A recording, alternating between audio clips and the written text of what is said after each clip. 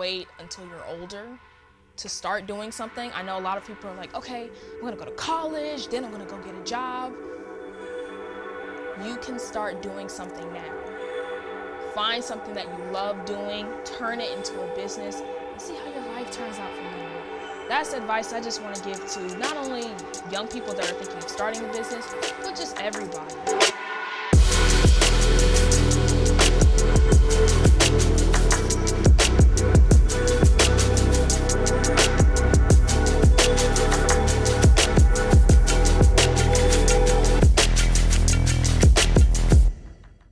What's up, family? Welcome to another episode of the Traffic Sales and Profit Show. My name is Lamar Tyler. I'm your host. Now check this out. We talk about black wealth and black entrepreneurship here. So we're diving deep into the entrepreneurship part today. If you have a food or a drink-based business, if you have a young person in your life or you are a young person that's trying to figure out how do I build my business? Like, where do I start? Today is the perfect episode because I'm joined by a good friend of mine, one of the original TSP kids, Shi LeChef. What's up, Shi? How you doing? I'm doing good. How are you doing? I'm doing very well. Awesome. Shi, how old are you now? I'm 18 now and a half. 18 and a half, right? Who knows? You might be 19 by the time we add this, right? It's like... Actually, yes. Just around the corner, probably. Yeah, it's right around the corner. So this is great. Thank you for coming on, right? I love talking to you and hearing what you think about entrepreneurship as a young person because you give us a different perspective. Yes.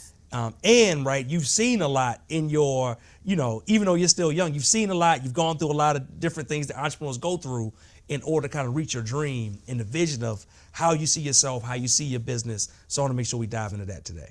Okay, is that cool with you? Of course. All right. So tell me, right, like how did Shi LeChef begin? Like what's the concept, the brand begin as an entrepreneur in this space? Was it something you were just born and was like, I'm gonna be a chef?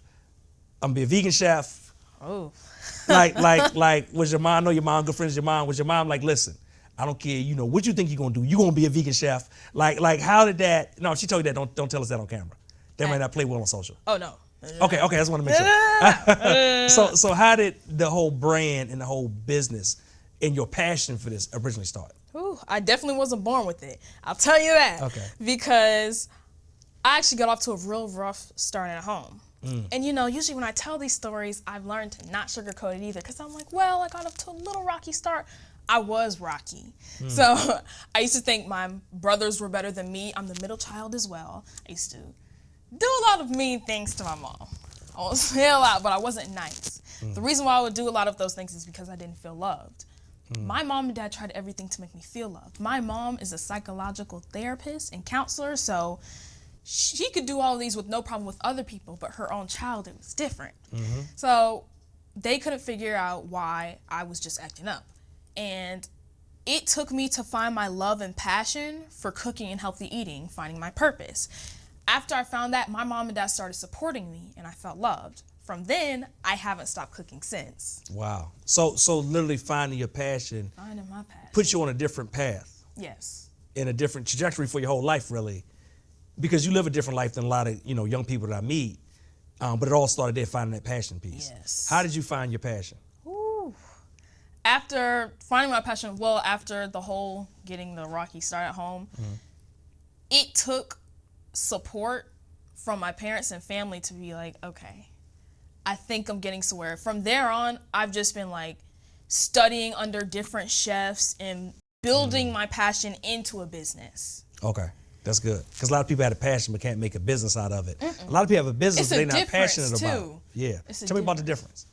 Between a passion and a business? Yes. Because a passion, it can also be a hobby. So it's just something that you really like to do. But if you're not running ads and putting it out there and everything, it's not a business. That's so good. And that follows right along with a recent episode we taped where the person said the exact same thing. They said, you have a business or you have a real business. And they said, if you ain't, exactly, if you're not doing all the things to get your product in front of people, if you're not selling to them, if you're not, getting customers, then you got a business, but it ain't a real business and all the things that go with it. Right. It's a passion. Passions are cool, but it's not a business. Not a business. Right. So I'm curious about this. Because a lot of what you do is around clean eating and is all of it vegan? Yes. Okay. I'm curious, were your parents vegan? Or was it something you just stumbled into? Yes, actually. The whole family is vegan. Okay. I've been born vegan, just been it. But in terms of me, not anything else. I've never touched anything that has had a mother or father, or else I'm cooking for other people or in school. But I've been born vegan. Okay. So you found that passion around it. You got excited about it. And then, like I said, you started learning how to cook. You said you've been studying under other chefs and learning different pieces of it. At what point, because you said it's a difference between a passion and a business, at what point did you say, hey, you know what, I want to make this a business, or did it naturally just start to become a business on its own? It naturally started to become a business because at first, of course, I had a passion, but not a business. I wasn't selling or planning on selling until I just started acting like I had some type of business. When I started to act like it, I asked my mom, like, hey, can we start it? Like, can we start something? And from then on, I know we were doing a video series and we were just filming. Then from filming, I started going to different schools and events, you know, cooking, doing cooking demos for kids and everything. Then I released a cookbook when I was 11 and we started selling that, but we didn't know how to sell. And that's also when we went into TSP too. Yep. TSP kid. But when I started selling, at least, it started to become a business and we just started to grow from there. I love it. Now, what surprised you over that time, if you can go back, what surprised you the most about starting to make it a business? Like what was like the difference for you, right? Between like, hey, passion, between the activities and things you got to do, right? Between passion, hey, this is like fun, I'm just doing this because I'm interested in business. Because I'm sure when you got a business, sometimes you got to do stuff you don't feel like doing. Because it's still required to do it, right? Right. And I'm sure at that time you still are kids, so you're still doing different things, but your mom has to be like, hey, you know what? Guess what? Like, we got responsibilities, and as a business, right, there's certain things we have to do. Like, what were some of those differences of things that you had to do that maybe your peers didn't have to worry about? We've definitely had to have a whole lot of conversations. The fact that, you know, I am a young entrepreneur, and there are going to be some things that I can do and won't be able to do.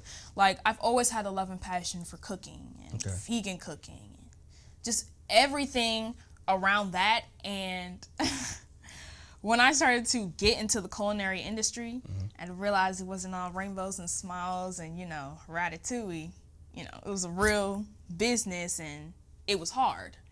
And of course, you know, when you love what you do, you'll never have to work a day in your life. But when you turn it into business and when you're young as well, it can feel like a whole lot of work. So it'd be some times where my mom would have to pull me to the side, like, do you really want to do this? And we'd have to have those conversations, but they were definitely beneficial for the long way. But, you know, there were just some times where I couldn't hang out with my friends and I had to, you know, film something or cook something or cater for people because, you know, back then, when it was a passion, I was just, you know, cooking and serving at the table, and went from cooking to serving at a table to cooking for hundreds and hundreds and thousands of people. Wow. So, I'm grateful. So it sounds like sacrifice. Oh yeah, sacrifice. I'm curious, did your friends always understand the sacrifice? Did they get it like, hey, you know what, you got a business doing it? Or is it hard for them to wrap their mind around the fact that, hey, you can't do some of the things they might want you to do or spend the time the way they spend their time because they don't understand that lifestyle? They definitely adjusted. Okay, that's good. They definitely adjusted, and that's what I like about it too, because their adjustment, it definitely says something about yourself or me, because I would hesitate when I have to tell my friends that I can't go to the movies because, you know, I have to do something business related, but you have to realize they have no option but to adjust. If they don't adjust, you know, you're going to find some new friends along the way that will actually come and support you. But I'm just so glad that they can be able to support me and have my back. And, you know, hopefully they're watching this interview now. I think they are, but I don't know. All right, perfect. So one more thing I want to ask you around this. As you're growing up, how did you balance? Did you balance, right? Running a business, hey, you know, I'm getting an education at the same time. Hey, I'm having fun, right? Like, how do you, you know, kind of level and switch in between those different roles, different things that you want to do, things you have to do? Is that balance of it hard, or did it just come natural for you? Because I know it's probably some young entrepreneurs watching that's trying to figure that out right now. It has gotten harder as I've gotten older. Tell me more about that.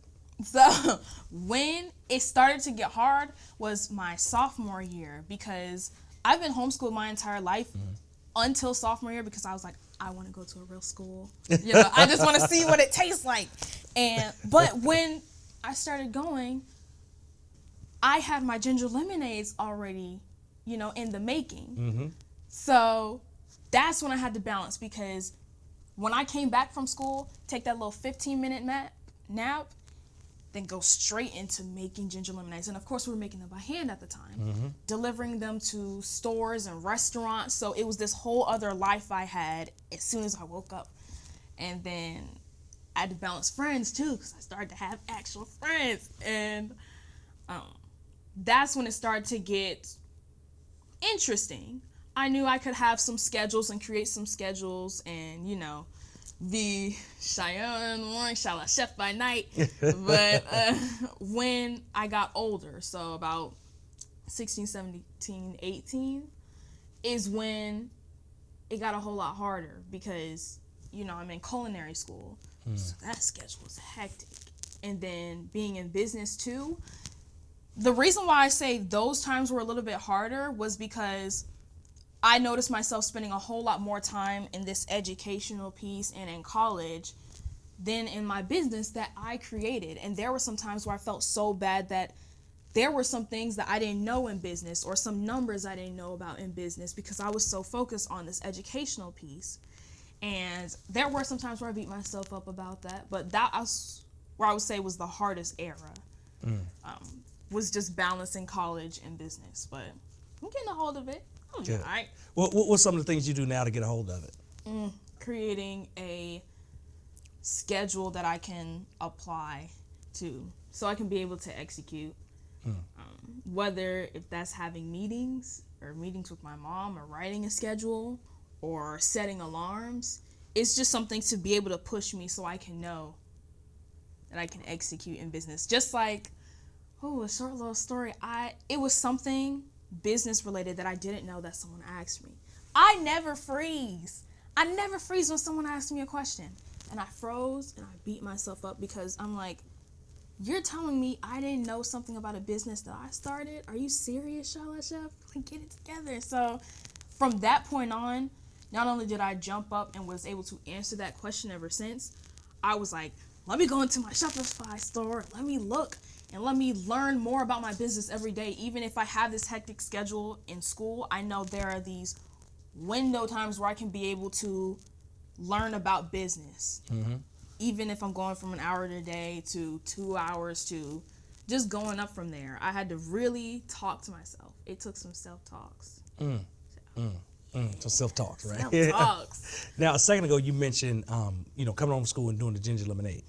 Tell us about the transition from, okay, I'm just Shi LeChef, I'm speaking to young people, catering, right? I'm making, different food dishes and things like that, to now I become this lemonade entrepreneur.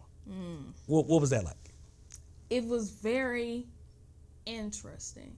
It was a lot, because during that time, of course, you know what, it was a lot, but it did feel good, because you're in the beginning stages of business and it's all, happy-go-lucky ginger lemonades and business. But leading into sophomore going junior year, COVID happened. And people were acting like the ginger lemonades was this corona cure and everybody needed to get it. But my mom and I only knew the recipe, so we couldn't keep up with orders. That's when we went into production and started looking for a formulation company and co-packers to be able to pass that recipe along and push more drinks out. But at that time, it was a lot. It was interesting. It was definitely an adjustment, especially due to the fact that I didn't know I'd be in the beverage business at all. I was like, I'm a chef. That is it, But I'm grateful the drinks came about. I just didn't know it happened. A lot of people, when they make that transition from, hey, we're making it at home, to having someone else make it, or having somebody else having to touch this formula, or maybe they got to make changes to the formula to make sure it got, it's more stable and has shelf life and things like that. A lot of entrepreneurs are afraid of that piece of it. And they're afraid of, like, hey, you know what, they're going to change. What's special about it? Are they going to take care of it like we take care of it? Was any of those fears for you during that time? Absolutely. First of all, it was a fear that I had to adjust to. If you're a 6 or 7 figure entrepreneur, a black business owner, and you don't know where to go, if you feel like you're alone, if you feel like you don't have anyone to talk to that gets how you feel or gets the pressures of being a business owner in today's climate, guess what we do? I want to introduce you to the Traffic Sales and Profit Mastermind.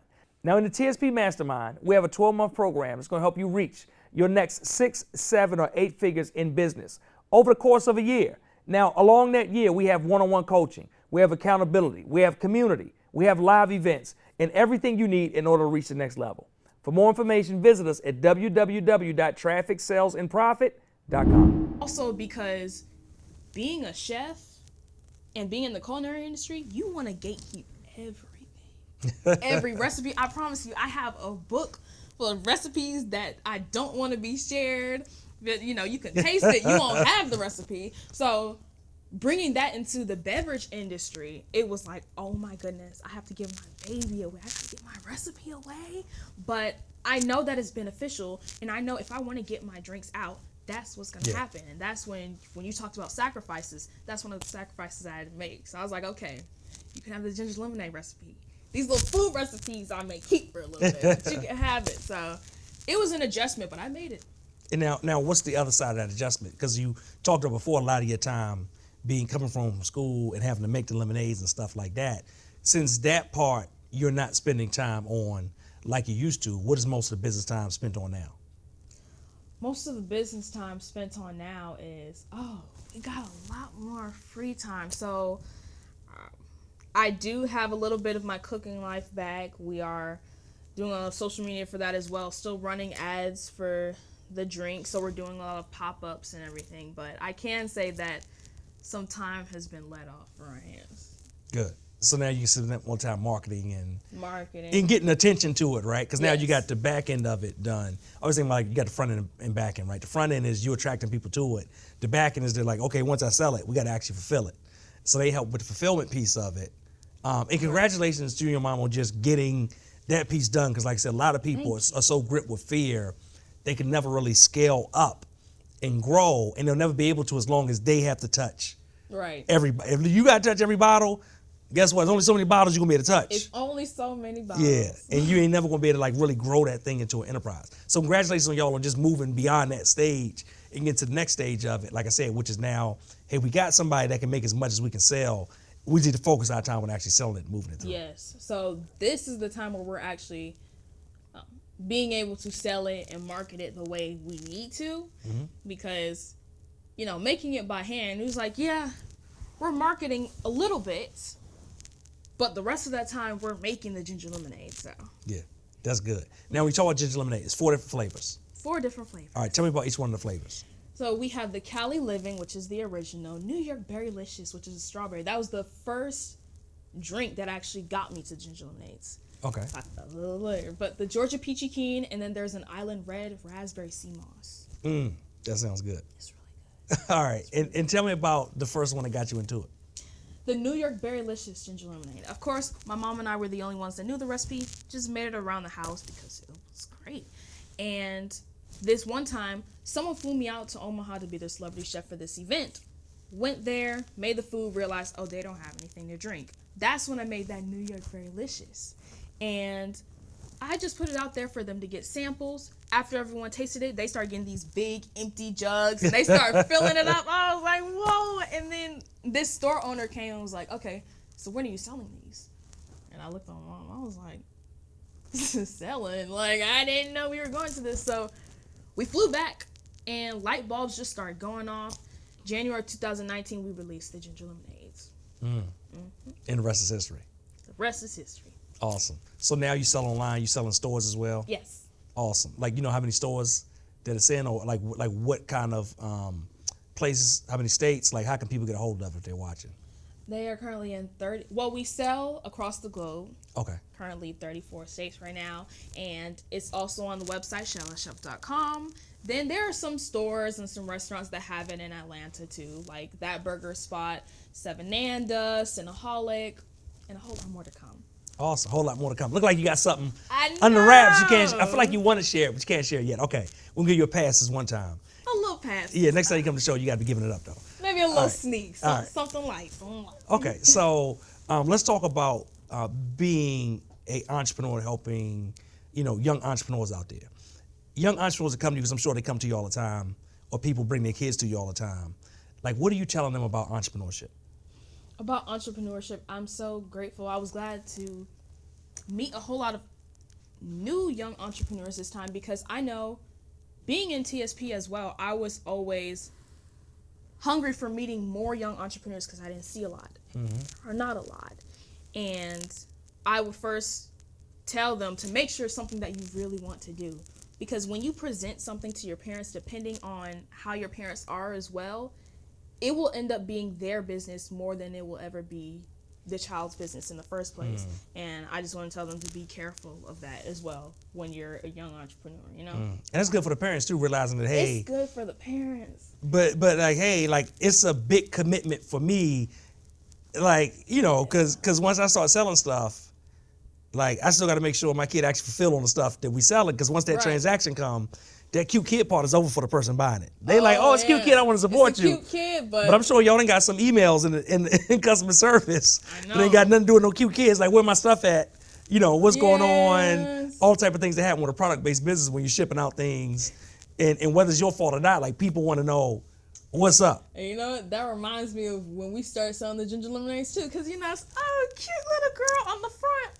Where's my order though? Like, that's exactly how it was at first, especially when we were handling drinks after COVID started going on. It was no cute kid anymore. So I think that's what has to really come to mind for the parents too. But I just really want to make sure the kid knows what they want to do to be able to turn it into a business. So you're just not working off of a hobby. If they're trying to figure out, if a young person knows, like, hey, I want to be an entrepreneur, but I don't know what I want. I don't know what I'm, like, which lane I should go into. What advice would you give them? Like, if it was you before you knew that, hey, Before I wanted to be a vegan chef. I would have to figure out where I spend most of my time. That's good. Or what I spend most of my time doing, and see how I can turn it into a business. And it's like, I don't know how I could turn this into a business. It's like, then you have to ask around and kind of see. And sometimes it takes other people, because you seem like you really know yourself as well, but you have to ask other people, like, what is it about me? And you just kind of learn from there. Even with personal things, I ask my friends, what is it about me that's such and such? And then they'll tell me. And it's true. So I do think it takes just something you do normally, or something that you really like, for you to turn it into a business. I love it. I love it. So let me ask you this. What is the future for Shi LaChef? Is it, hey, I want to take my, ginger lemonade empire to the next level? Is it, hey, you know what? I want to finish culinary school and create this massive catering business. You want to be a TV personality, right? Like what is the next step for you? Or have you already thought that far yet? I have. The funny thing is, it's all of it, actually, because I want my ginger lemonades to be in all stores. And second, I need my restaurants to open up. That's the great thing about graduating in the spring. But after that, I'll be able to get ready to start some restaurants. So who knows? Of course, I'll let y'all in, and I'll let the TSP family and everyone watching in. But restaurants, getting my drinks out of there, of course, doing different TV spots. But as long as the drinks are selling on the stores, as long as my restaurants are good, starting in ATL, we'll be good. All right. So what is the vision? You talk about a restaurant. What's the vision of the restaurant? Like, when you see it, like, in your mind, what does it look like? Is it small bites? Is it sit down? Is it like tell me about this restaurant. Ever since I was younger, I've always wanted a high-class vegan restaurant. Oh, so I need to dress up. Just fancy. Yeah, a little fancy. Maybe some shiny little shoes would come in. Shiny shoes, hard bottoms. Oh, yes. I love every cuisine, so of course you're gonna see a whole lot of Korean food, high-class Korean food, everything mixed together, maybe some Indian, but you could definitely see high-class and vegan.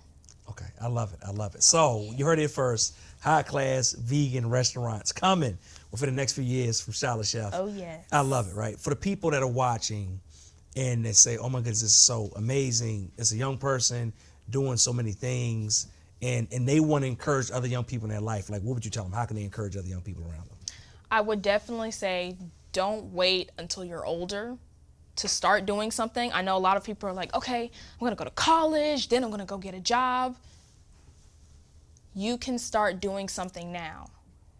Find something that you love doing, turn it into a business, and see how your life turns out from there.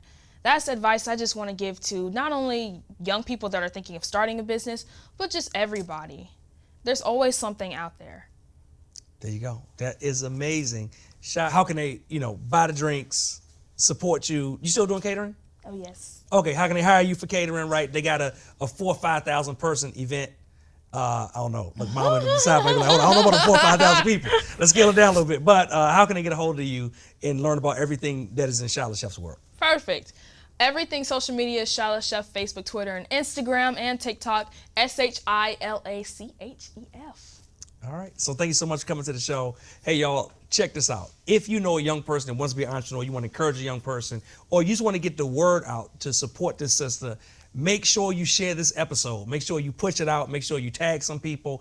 If you watch it on the convo, make sure you're telling people to make sure you download and tune into the convo so that they can get a hold of this. This is probably one of my favorite episodes, one of my favorite people. So I want to make sure you get out there and support it. And guess what? We'll be back next week with another awesome person, another awesome interview to take you, your business, and your wealth to the next level. But guess what? We'll be back with another amazing episode next week with another amazing guest that's going to help you take your business or your wealth to the next level. You only get the information though if you show up, if you tune in, and if you watch what we have coming. So we'll see you next week only on the Traffic Sales and Profit Show.